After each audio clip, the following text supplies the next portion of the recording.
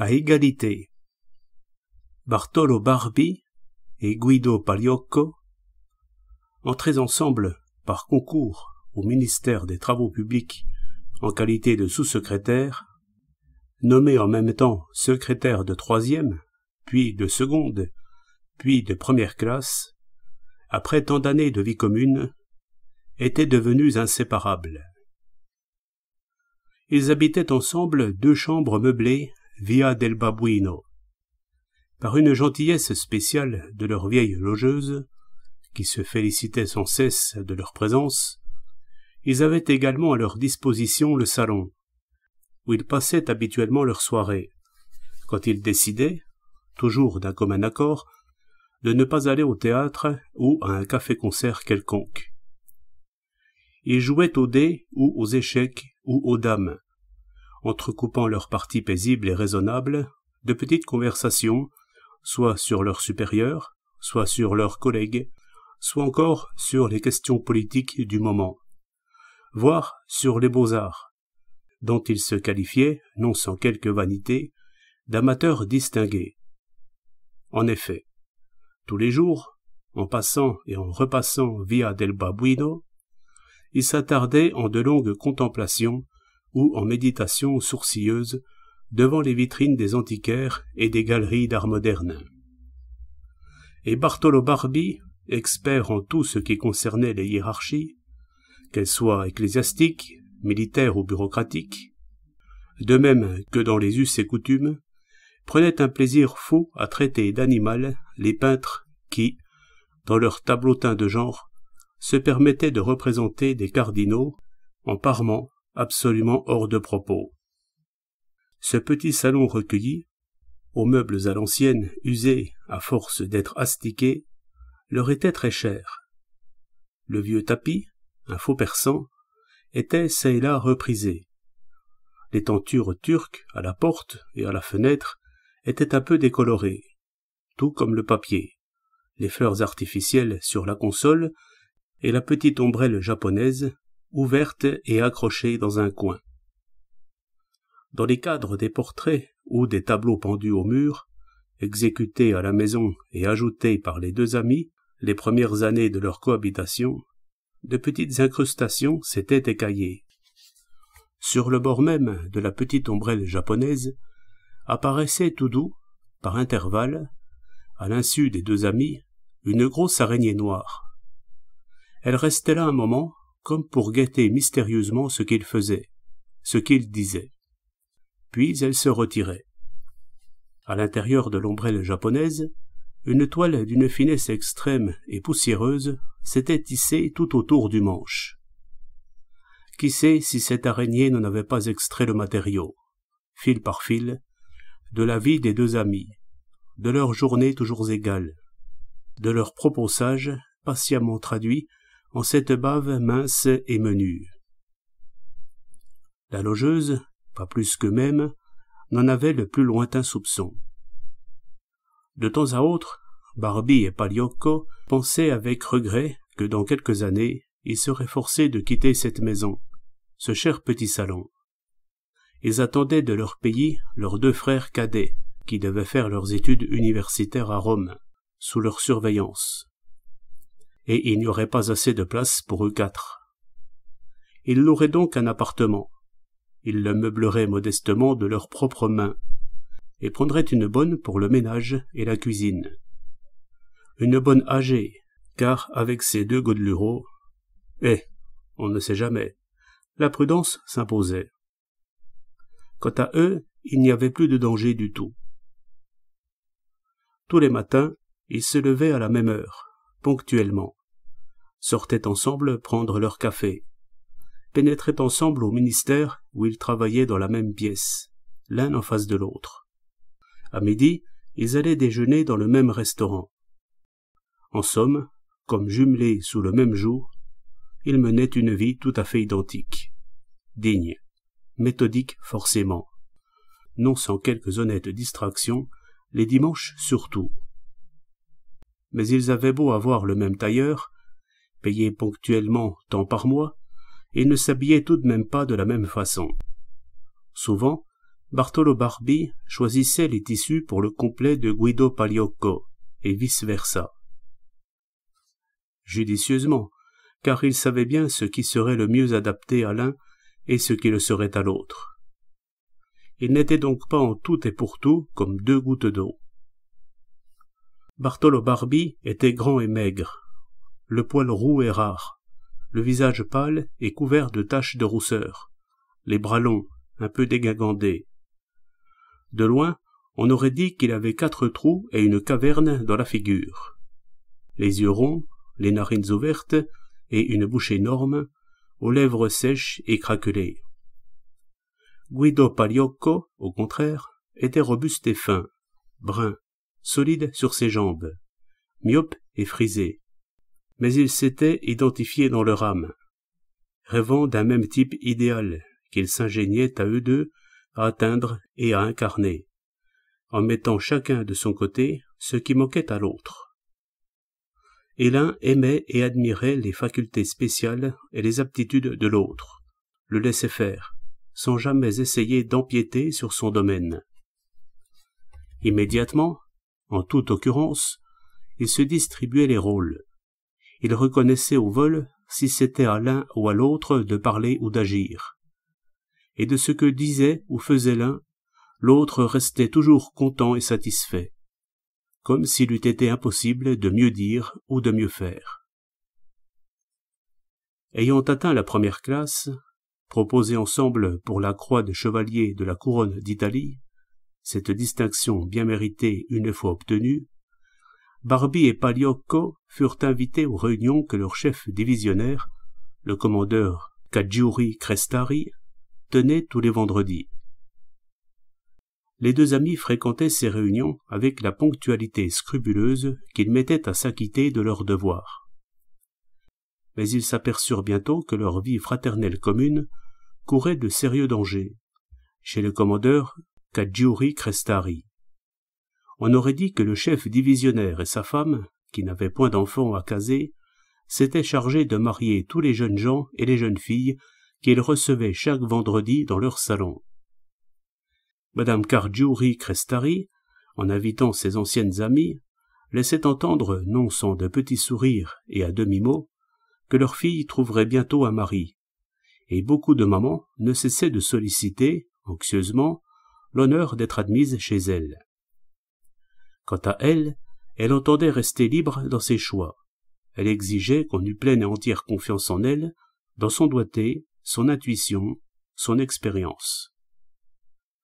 Gare si une jeune personne, mécontente du jeune homme qu'elle lui destinait dans sa sagesse, faisait de l'œil à un autre. Sur-le-champ, Madame Caggiuri Crestari se mettait en 4 pour interrompre ces approches illicites qui la vexaient tout de bon. Voilà. Et elle le donnait à entendre de toutes les façons. Certes, elle pouvait le prendre de travers, car Dieu sait quel mal elle se donnait pour arriver à ces combinaisons idéales.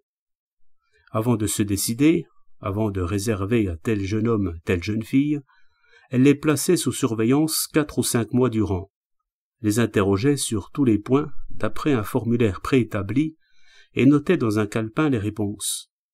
Elle enquêtait sur tout, goût, éducation, habitude, aspiration, puis pesait l'ensemble. Et si par hasard un ménage si scrupuleusement combiné se soldait par un échec, elle ne pouvait plus s'en faire une raison. Ces deux individus n'étaient-ils pas faits l'un pour l'autre? Il devait y avoir certainement là-dessous un malentendu entre eux. Et voilà Madame Caggiuri Crestari se dépensant, se rendant en de continuelles expéditions chez ces gens qu'elle avait mariés pour les remettre d'accord, ce qui ne pouvait manquer, voyons, pour dissiper ce malentendu survenu entre ces deux époux qui faisaient si bien la paire. Naturellement, les victimes de ces combinaisons idéales étaient les fonctionnaires subalternes de son mari. La nomination et la croix avaient pour conséquence inévitable l'invitation au vendredi, puis, au bout d'un an, le mariage. La gentillesse du chef divisionnaire et de sa femme était telle qu'il était impossible de se rebiffer. Sinon, on avait à craindre la mauvaise humeur, la rancœur, et qui sait, peut-être la vengeance de son supérieur.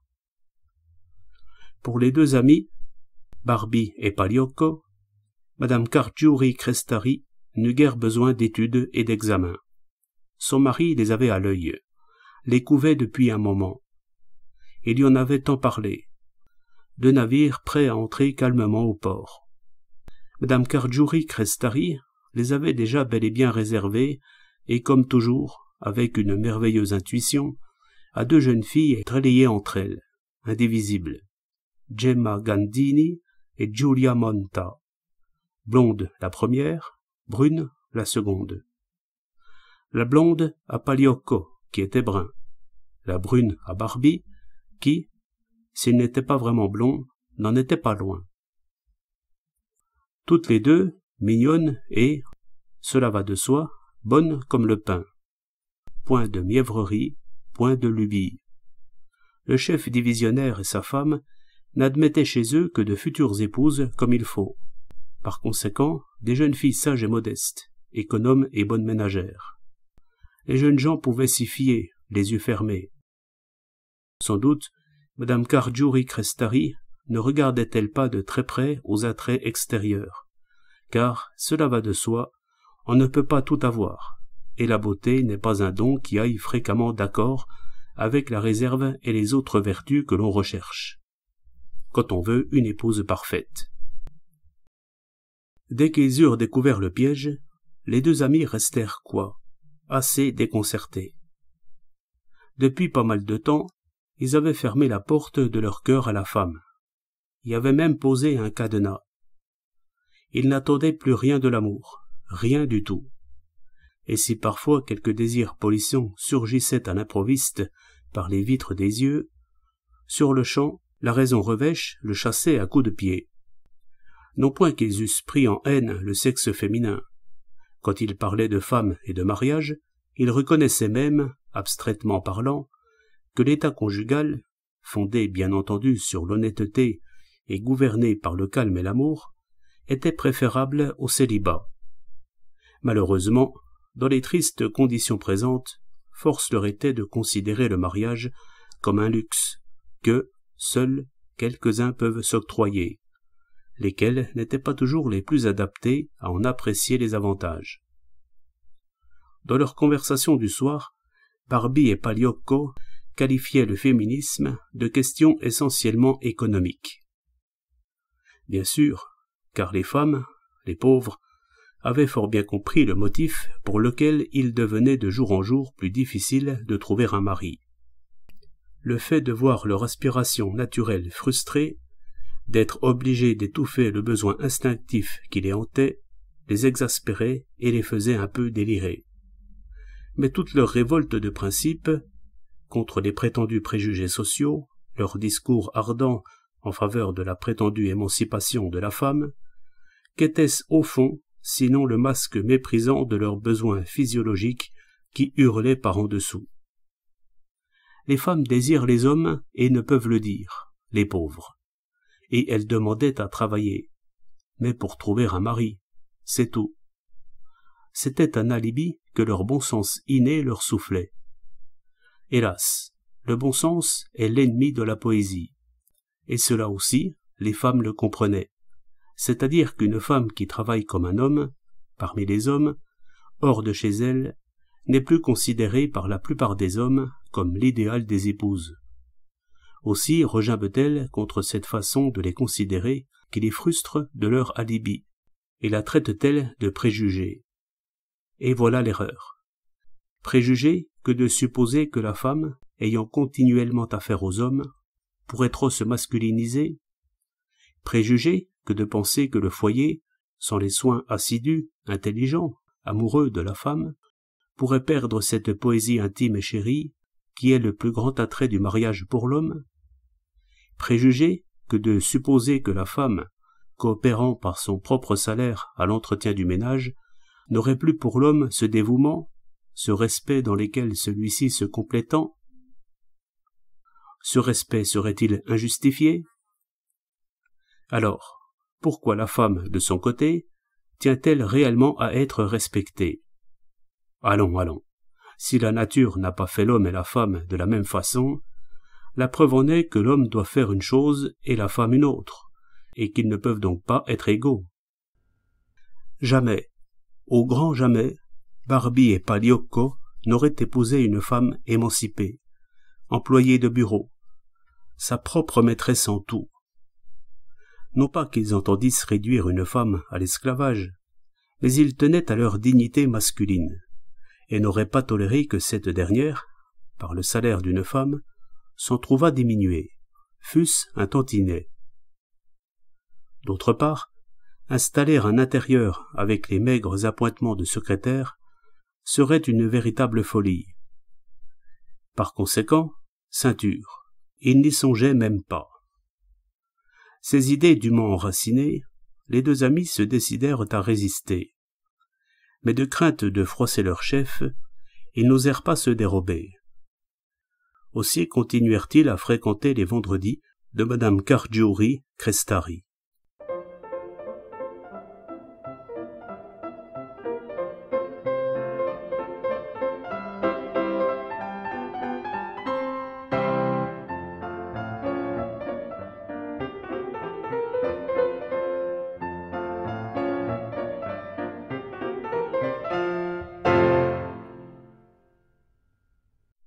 Au bout de 3 mois, l'araignée noire qui se montrait par intervalles jusque sur le bord de la petite ombrelle japonaise pour guetter les deux amis, Setiola, devint une sorte de dépouille sèche, mourut d'ennui, là, sur sa tour de guet. Les deux amis ne fournissaient plus de matériaux à sa bave filante. Eux aussi étaient devenus profondément mélancoliques et ne causaient même plus entre eux. On avait l'impression que l'un aurait voulu avertir l'autre du vide de leur existence, dont il ne s'était jamais avisé. Cependant, aucun des deux ne se décidait à aborder le sujet le premier. Un soir, finalement, ils se mirent à parler tous les deux ensemble, et chacun prononçait les mots que l'autre avait sur le bout de la langue depuis un bon moment, car ils venaient d'une même source, de leur chef divisionnaire, qui avait jugé opportun de leur adresser une petite semonce, sans en avoir l'air, en parlant en général des jeunes filles d'aujourd'hui, qui raisonnent trop et sentent peu, laissent la flamme de la vie s'alanguir, car ils ont peur de se brûler. Ils parlaient bien, poétiquement même quelquefois, leur chef divisionnaire, et qu'il fallait bien tout de même un peu de courage, bigre, en avant, pour affronter les difficultés de l'existence. Mesdemoiselles Gandini et Monta avaient, d'autre part, une petite dot convenable. Elles étaient inséparables amies depuis si longtemps qu'elles ne dénoueraient ni même ne relâcheraient les liens qui les unissaient. Et par conséquent, judicieusement, comme toujours, nos deux amis délibérèrent de louer 2 appartements contigus pour continuer à vivre ensemble, à la fois unis et séparés. Les noces furent fixées pour le même jour, mais une contrariété assez grave menaça de briser au beau milieu la parfaite identité de leur destin. La fiancée de Guido Paliocco, Gemma Gandini, ne pouvait pas apporter en dot plus de 12 000 lire, tandis que mademoiselle Monta en apportait 20 à Barbie. Résolument, Guido Paliocco se buta. Non point tellement, n'est-ce pas, en ce qui concernait le désavantage que ces 8 000 lire en moins apportaient à son contrat, mais bien à cause des conséquences morales que cette disparité occasionnerait en plaçant sa propre épouse dans une condition inférieure à celle de mademoiselle Monta. À égalité en tout, les dots devaient être égales. Heureusement, la veuve Gandini, mère de la jeune fille, réussit, moyennant quelques sacrifices, à placer sa fille au niveau de mademoiselle Monta, de sorte que les 2 mariages furent célébrés le même jour, et que les 2 couples partirent pour le même voyage de noces à Naples. Aucun motif de jalousie entre les 2 femmes. Si Guido Paliocco était physiquement plus avenant que Barbie, ce dernier était plus intelligent que Paliocco. Du reste, ces 2 hommes étaient si parfaitement unis qu'ils ne formaient presque qu'une seule personne à aimer ensemble, sans aucune jalousie de part et d'autre pour le lot qui restait obligatoirement à chacune d'elles le soir, quand elles fermaient la porte de leurs appartements jumeaux. Mais que Giulia Monta, femme de Bartolo Barbi, eut secrètement au fond du cœur une pointe d'envie qu'elle ne s'avouait même pas, à l'égard de la fraction du type idéal Barbi-Pagliocco qui revenait à Gemma Gandini, on le découvrit pleinement quand les frères de leur mari vinrent suivre les cours universitaires à Rome, Attilio Pagliocco et Federico Barbi. Les deux amis, qui auraient sursauté d'horreur, si même fugitivement, sous les traits effrayés d'un voleur, le désir de tromper leur mari avait pointé le bout du nez sur le miroir de leur conscience, sentirent immédiatement et virent grandir en elles, tout à coup, puis flamber, une sympathie des plus vives, l'une pour le beau-frère de l'autre, et ne tardèrent pas à se le déclarer sans embâge, à leur grand soulagement, comme si chacune avait acquis de but en blanc quelque chose qui lui manquait. En effet, les deux jeunes gens ressemblaient étonnamment à leurs frères. Attilio Pagliocco avait peut-être l'esprit un peu plus obtus que son aîné, était peut-être un peu moins beau, mais fanfaron et virulent. Federico Barbi était mieux proportionné et moins dégingandé que Bartolo, les yeux moins langoureux et les lèvres moins sèches. Mais il était plus intelligent. Il écrivait même des poésies. Giulia Barbi Monta considéra comme un avantage le côté plus animal qu'avait Attilio Pagliocco par rapport à son frère, car cela lui apparut comme une compensation de l'intellectualité qui redoublait autour d'elle, dans son appartement, avec l'arrivée de son beau-frère poète. Et Gemma Pagliocco Gandini apprécia plus encore ce que le jeune Barbi apportait de plus aérien, de plus poétique par rapport à son frère, car cela lui apparut comme une compensation au côté animal qui s'accusait, autour d'elle, dans son appartement, avec l'arrivée du jeune Attilio, qui lui faisait l'effet d'un de ces ânes qu'on coiffe d'un bonnet. Naturellement, ni Bartolo Barbi ni Guido Pagliocco ne s'avisèrent de la sympathie de leurs femmes pour leurs frères. Par contre, ceux-ci s'en avisèrent fort bien, et si l'un et l'autre en furent tout heureux chacun de son côté, ils commencèrent à se regarder en chiens de faïence, chacun désireux de veiller sur l'honneur et la tranquillité de son propre frère. Et le jeune Federico Barbi alla un jour regimber sur un ton acerbe devant Guido Pagliocco, parce que « Chut, pour l'amour du ciel !» le conjura celui-ci à main jointe. « Ne dites rien au pauvre Bartolo, je vous en prie, laissez-moi faire. » Donc, motus. Silence de jeune Barbi, par prudence. Mais il ne s'en tint pas là, pas plus que la femme de Pagliocco ne tenait à ce qu'il acceptât la fière semonce que Guido adressa entre quatre yeux à son cadet. Alors, ce fut le tour de celui-ci. Ne voulant pas, pour la tranquillité de son frère, accuser sa belle-sœur, mais ne pouvant pas non plus se voter des félicitations, puisqu'il se sentait lui-même en faute, il alla regimber, non moins acerbement, devant Bartolo Barbi. « Chut, pour l'amour du ciel !» conjura pareillement celui-ci, les mains jointes. « N'en parlez pas au pauvre Guido, je vous en prie. Laissez-moi faire. » Quelques jours plus tard, les deux amis tombèrent d'accord, comme toujours, pour éloigner leur frère de chez eux, sous prétexte que les garçons, n'est-ce pas, gênaient un peu et entravaient la liberté de leurs épouses respectives. « N'est-ce pas, Giulia ?» demanda Barbi à la sienne, en présence de Pagliocco. Et Giulia, les yeux baissés, répondit que oui. « N'est-ce pas, Gemma ?» demanda à la sienne Pagliocco, en présence de Barbi. Et Gemma, les yeux baissés, répondit que oui. Pauvre Pagliocco, pensait tout de même Barbi. Pauvre Barbi, pensait Pagliocco.